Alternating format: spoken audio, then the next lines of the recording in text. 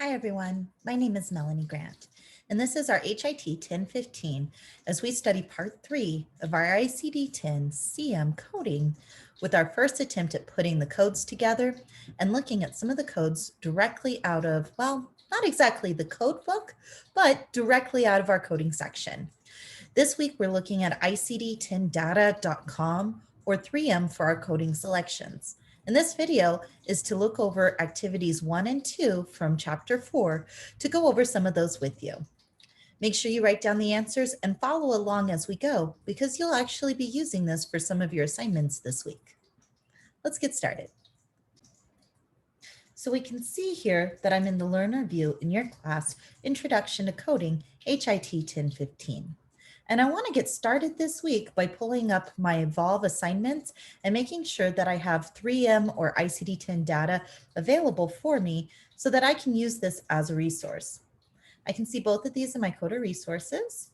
So I'm just going to go ahead and walk over here and pull up my 3M information. If you haven't done this yet, there's an assignment where you can learn about how to use 3M and a little video tutorial on how to.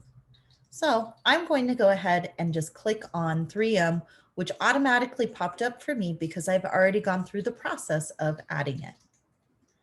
I'm going to select my patient as other, age 33, since I'm not coding for geriatrics or pediatrics. And I want to change my DRG finder to code finder so that I can look up ICD-10-CM codes. Now, one last thing of importance, if your codes are looking for the 2021 date, you want to make sure your discharge date on this selection includes 2021 so that we're looking at the 2021 code set. If, however, you're looking at 2018, 2019, or 2020 codes for some of the assignments in this class, you'll want to change that here. On my chapter 4 assignments, these are going to be 2021 codes. So I can just go ahead and click continue. And now I'm ready to add a diagnosis. Now my view and your view is going to look just a little bit different as I'm pulling up the actual worksheet for the chapter 4 assignments. You'll see these directly from Evolve. So the 5 questions we have for activity number 1. My first one is type 2 diabetes mellitus without complication. The first thing I should do here is identify what is my primary diagnosis. The actual condition or problem is diabetes mellitus. We can think of problem trees in the sense of what words in this statement describe what parts.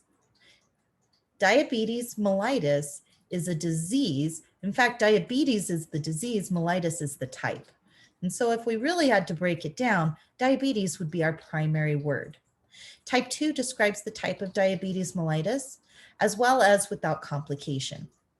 So I can start coding by looking for the term diabetes mellitus. That's what I'm going to do here. Now I can type it in, or I can put an abbreviation, but make sure you're looking for diabetes mellitus, not some other diabetic condition that would not be diabetes. So diabetes, diabetic mellitus for sugar, not insipidus. And then I have all kinds of details. At the top of my 3M, it tells me what I've already selected. And so each thing that I'm looking after this is asking me, do any of these apply with your diabetes mellitus? Keep in mind, information in parentheses is simply indicated for additional terms that may be used to describe the term I'm looking up. And when I have question marks, sometimes it's important to look at this to see some of the details about the condition or sub-condition that I'm looking at. In this case, I already know it's not with complication. So I can just read down here and look for other unspecified, or in this case, as I scroll down, I'll see type 2, which is one of the things I'm looking for. So I want type 2 without or no complication. Again, make sure to read up and down. Sometimes there's more information here than I might realize is available. At this point, anytime you get to the option where it says do not wish to or already coded, this is meaning additional information that is commonly coded with diabetes. In this case, the use of long-term drugs or a current prescription of insulin is often coded along with the code for diabetes. If I don't need to code that because I have not been indicated that, then I just simply say I do not wish to code, or it's already coded if it's a coded. Keep in mind our golden rule of coding: if it's not documented, it didn't happen. So they're not on any medication. They simply have type 2 diabetes mellitus without complication. My code is E11.9. Now, one thing you may notice when I say E11.9 and you read E11.9 is that the missing decimal point is extremely important when you're transcribing this directly from 3M to another code set. So that means that if you pull a code here, remember your format of ICD-10-CM codes is 1, 2, 3 dot however many codes or numbers are after. If you don't list that decimal, it is technically incorrect. Let's take a similar look at ICD-10data.com. Here, I want to make sure to select the correct code set, and I can see that here in my top left corner that I'm in the 2021 code set. If I needed to change this, I could scroll down and I could look for other sections. I'm looking for ICD-10-CM codes. Now I can start in the tabular directly, but I probably don't know what I'm looking for as I'm a new coder. So instead, I want to click on the index to go to the ICD-10 index, external causes index, drugs, or neoplasms. We learned about the table of drugs and neoplasms already, and we won't really be getting into external causes. So let's just take a look at the ICD-10-CM index. Here, I can look at it just as I would in the alphabetical if I had an ICD-10-CM code book directly in front of me. I'm going to look for diabetes. Now, this can be a rather long list. In fact, there's 410. I do not feel like scrolling, so I am just going to simply start typing until diabetes comes up, and I can see diabetes, diabetic, in parentheses, mellitus, and sugar, and a suggested code next to this. This is exactly how you'll see it in the alphabetical. Now keep in mind, we never code directly from the alphabetical. So it's important to go to the tabular, or in this case, click on one of the hyperlinks. There's also a note here, which is typically the note that you'll see when you click on diabetes type 2, that tells us some of the information about it. In this case, it tells us the ICD-10-CM diagnosis code for E11.9, description, the years that it has been in this code set, if it's a billable code, and that it's questionable as an admission diagnosis, meaning that if a patient is being admitted as inpatient and they have diabetes as the reason for being admitted to the hospital, but it's not complicated, that might be questioned. These are billing notes, so it's not important for us as coders, but it's good information and it's definitely important to you in the future of coding. Now that I've clicked on diabetes, diabetic, I can see the rest of what would be in the tabular, or I'm sorry, in the alphabetical. There's still a lot more to go before I select the tabular. So I can scroll down here just like I would in my alphabetical for my ICD-10-CM codebook. I can see here these little lines that help guide me.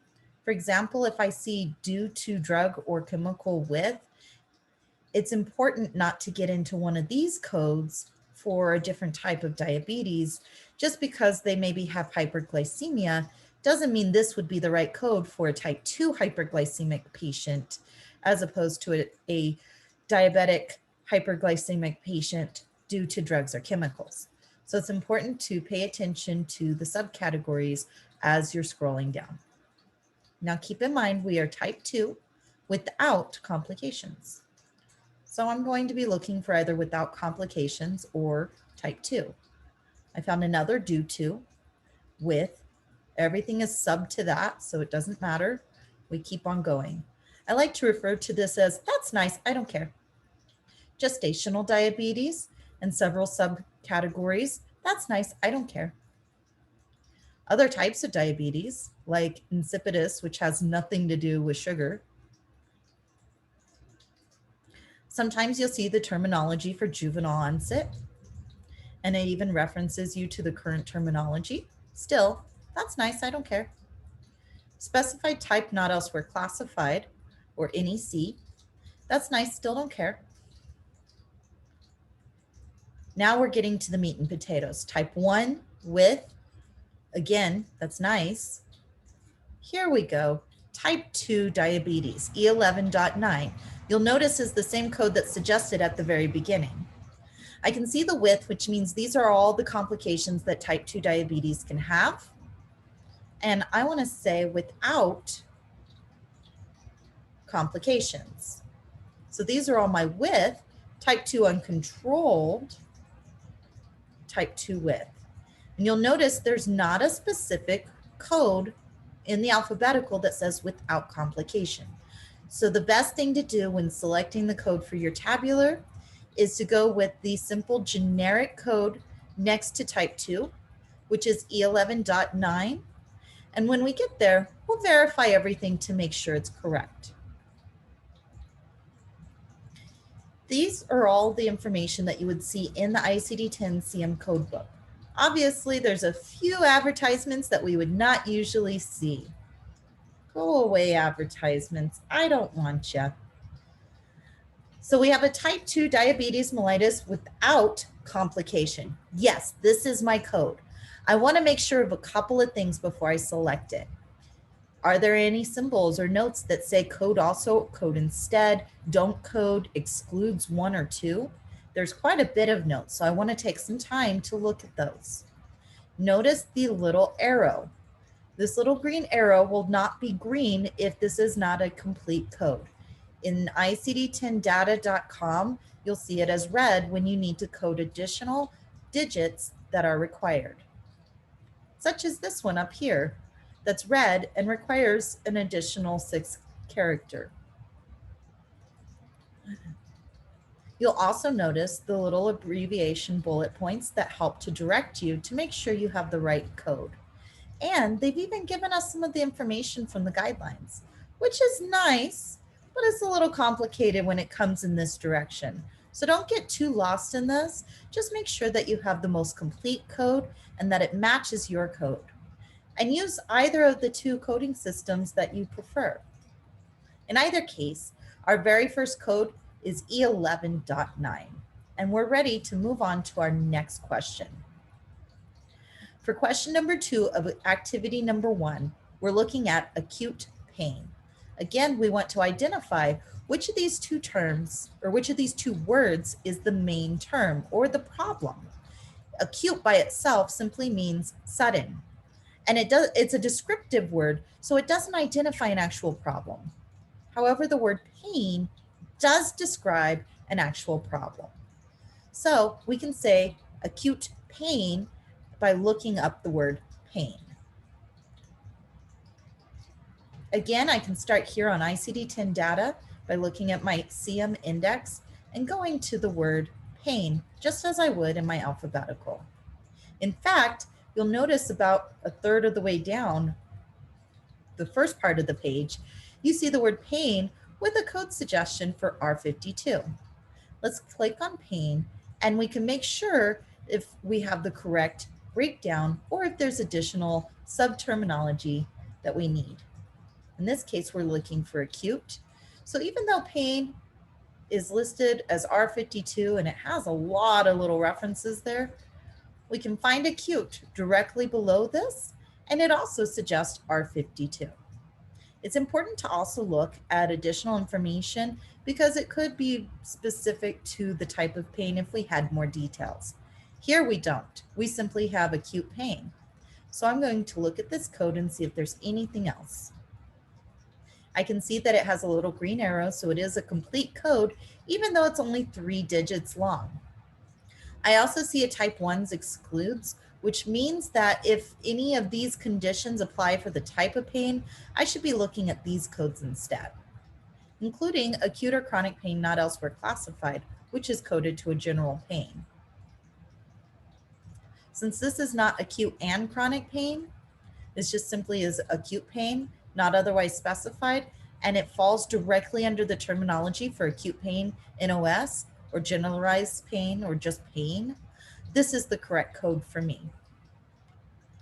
I also want to read through any additional information when I have more details on my note, because there's a lot of in-section guidelines that I can see here. For me, for now, and where we're at right now, R52 is the correct code. And I can come into 3M and I can just continue with my patient and see how I would get the same code here. In 3M for acute pain, we're going to hit add diagnosis. And unless we need to change the patient information for some reason, we can just add these in 3M as many as we'd like. I'm going to type in pain as my primary condition and select number 1. You'll notice there's a question mark next to acute, which means that there's additional guidelines or guidance that's going to take me into additional codes for coding with acute pain. In this case, G89 can be used in conjunction with codes from other categories to describe more details about the acute pain. If it's not specified as acute, do not assign a code from category G89. Do not assign a code from G89 if the condition is unknown. And sequencing of category G89 should be with site-specific pain. So if I look up category G89, because that would be something I would question, well, what is G89? I would first want to finish coding my acute pain, not specified as any reason, so I'll say unspecified, and I can see R52 here. If I want to see what is G89, I can just directly type this.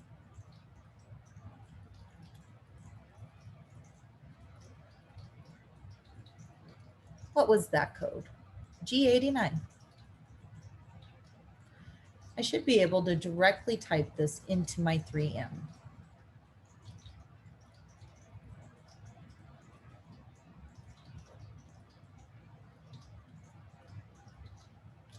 And for some reason, it doesn't want to find G89. So we're fine with that. We're going to keep R52 because even if we can't find it here, we can see it here that it's pain not elsewhere classified.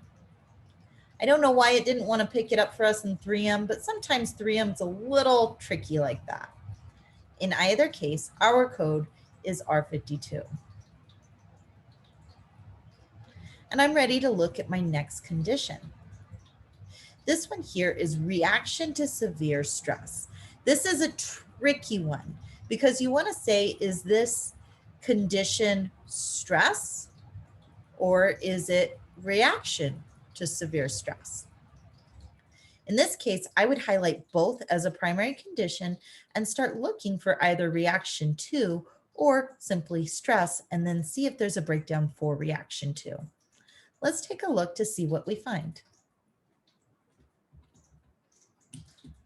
When I type in reaction, I get several different options. Reaction by itself, number 2 is my best. And I can see here, a lot of these are talking like a reaction to drugs, reaction for paranoia, post-traumatic stress, or maybe I can spell other reaction. I'm going to type in stress, and it has severe in parentheses, which is exactly what I have. I don't have any further specification in my note, so I'm just going to say unspecified, and I'm going to end with code F43.9. Remember that decimal point needs to be transcribed. And that's the correct code. Let's take a look in ICD-10 data. We'll first come to our ICD-10-CM index and look under reaction. Of course, I'm just going to type in reaction, and it says see also disorder. That's interesting because reaction is a type of disorder. In fact, it's coded to the mental health codes. Reaction has several different options, just as we saw previously.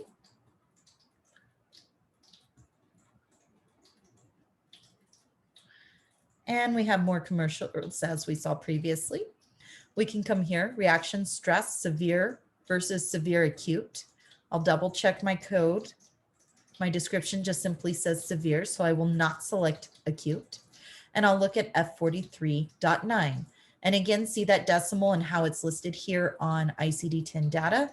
I can have a preview of some of the notes that are related to this, such as telling me this is a trauma and stressor related disorder.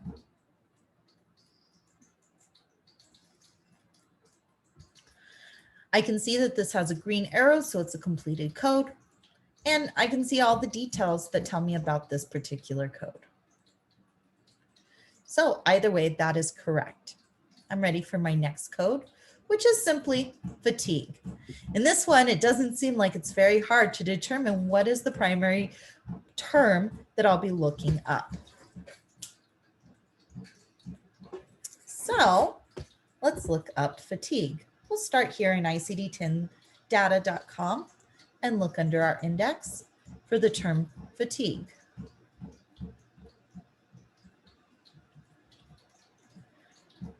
R53.83 pops up under the term fatigue, and it seems pretty direct, but I'm still going to look and see if there's any specific breakdown, because again, we never code from the alphabetical. Sometimes there's more information that's more accurate. Other times there's additional details that we might otherwise miss. In this case, fatigue, just simply as fatigue, shows up as R53.83, and there's also general fatigue, which has the exact same code. That's good to know. I can look at this code and I can see that it has a green arrow and is also at times called other fatigue. Now, the thing about using terms that are called other is that you want to make sure that either the alphabetical directed you to them or that you can find somewhere else in the documentation or in the note description itself that says other is accurate. In this case, not only did the alphabetical direct us here, but there's also a note here that says applicable to fatigue NOS or not otherwise specified. Remember, when it's NOS or not otherwise specified, it's not something the provider is saying. They're literally not saying anything else. And we can see some of the information, including clinical documentation and details about this particular diagnosis. In 3M, much the same as before, we'll simply add a diagnosis and type in fatigue. As we start to type in the term, it pulls up for us all the terms that start FAT, and we can add to that by looking for fatigue, number 4 here. We know that there was no specification, so it's unspecified, and no, we don't want to code anything else. R53.83 is listed. And we're ready for our last diagnosis for activity number 1, which is chronic tonsillitis. Just like before, we're going to start with our first condition or our primary condition, which is not the term chronic, but rather tonsillitis. And remember, tonsillitis is the swelling of the tonsils or an infection or inflammation. Here, I type in tons and I have the option for tonsillitis as number 2. Chronic is also available as my second option. And it wants to know if this is with adenoiditis. In this case, there was no documentation of anything else. So I'm going to say unspecified. It wants to know if I want to also code acute tonsillitis, because I have here chronic tonsillitis and or adenoiditis with do not wish to code, or yeah, with acute tonsillitis. And no, I don't wish to code. They didn't tell me that. So if it's not code documented, it didn't happen. We don't code it. Same thing with respiratory conditions. And we're not ready to code procedures yet, so no procedures, please. Here we have code J35.01 for chronic tonsillitis. And we'll do the exact same thing over here in our ICD-10-CM terms. Under tonsillitis, T-O-N. As I start to put tonsillitis, you'll notice if you went to tonsil, it would tell you to see the condition, such as, in our case, tonsillitis. And it references, this is actually kind of fun, it references tonsillitis with multiple different terms to J03.90. Now this one is one of the ones that you're going to have some trouble in the alphabetical as opposed to 3M. Let's take a look and see if it would guide us to the right code. Tonsillitis, if I click on it, does in fact have several breakdowns. Oh, good. So we're not going to use the first one that falls to terms like acute or any of the other terms that are here. But if we look down below that, chronic, J35.01 with adenoiditis, just as we saw before, which we don't want to select. Let's look at chronic, J35.01. It is in fact a green arrow, meaning this is a complete code. We can see the .01 here, so we know how to write it. We can see some of the notes and details, as well as some of the additional terminology that it's used to describe this. Wonderful. So we have our final code for activity number 1, which is J35.01. Let's take a look at number 2. Now, I'm just going to direct you in the direction you'll want to go as you look at activity number 2. Your first one is essential hypertension. Do you know which one you're going to be starting with? If you said hypertension, meaning high blood pressure, you're correct. And keep in mind, this is not the condition of high blood pressure, but instead of disease. For number 2, we have chronic otitis media of the right ear. In this case, if you said that otitis media or just otitis is the main term that you're going to start with, you are also correct. This is an inflammation of the ear in the middle section, which is chronic, and on the right side of the right ear of the body. But our primary word is otitis or otitis media. Number 3, if you said the primary term is pain, you are also correct. Precardial is telling us where it's located. Number 4, if you said urticaria, you are also correct. And our last but not least, number 5, if you said fever, you are also correct. These are the main terms that you will use to look up each of the diagnoses listed in activity number 2. Well, that's all I have for today. Make sure you tune in as we go over different activities each week, and let me know if you have any questions. In the assignment this week, you'll want to take your time and code through all of the activities, including your chapter review for the theory and practical questions. You'll have quite a few, so make sure you get these in early. And there is an extra credit section where you can go in and say, I got this one wrong. It should have been a fever unspecified, and instead I selected a fever that was specified, or whatever the specific details to any codes that you may get incorrect. Remember, I'm not expecting you to get these correct, but I do expect you to put some effort and to put in a quality review by looking at the details of what you might have missed. For those, you'll get extra credit points up to 25 points to make up to half of your assignment to give you some cushion for any areas that you may be incorrect in.